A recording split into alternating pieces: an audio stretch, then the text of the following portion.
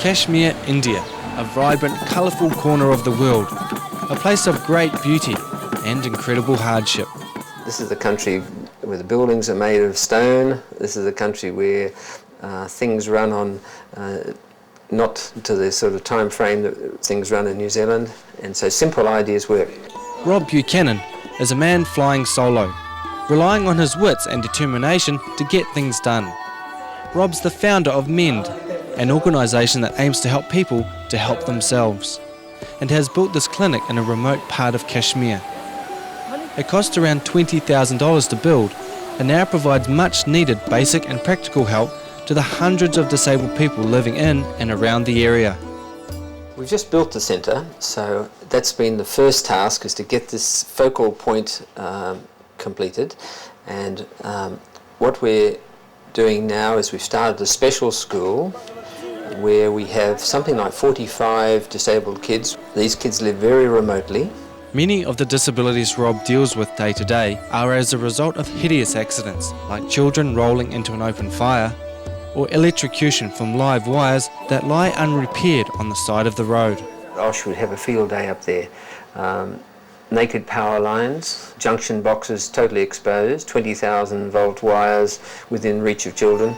So we see quite a lot of children who have touched these wires, have lost their limbs, and basically then live very difficult lives. This gentleman was electrocuted 10 years ago and from naked wires, and he came to us, and I said to him, let's go and get 2 Coca-Cola bottles, and we cut the top part of it off, fitted it onto his what remains of his stumps, and within a few minutes he was eating. MEND works in partnership with locals, like this man, Sammy Wani.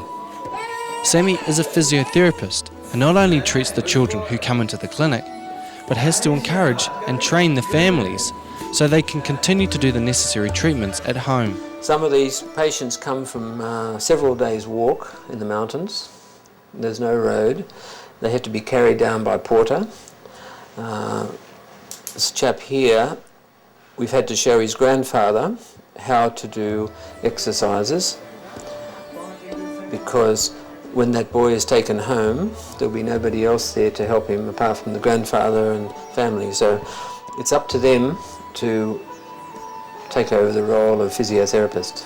Since we've had support from quite a lot of New Zealanders this year, we've made great strides. She has cerebral palsy, she's blind, and she's deaf. Now, Barbara is a volunteer from Auckland. She's an osteopath, and she came up to help us.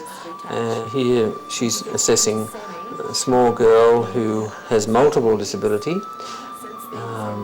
This little girl is deaf, blind, and epileptic, and cerebral palsy, so she has got major problems. But we'll be doing our best with that little girl for a long time to come, I think.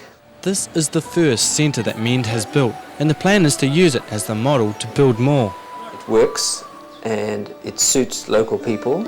We've learnt that it's possible in 1 year to build a centre, staff it with good people, expand it.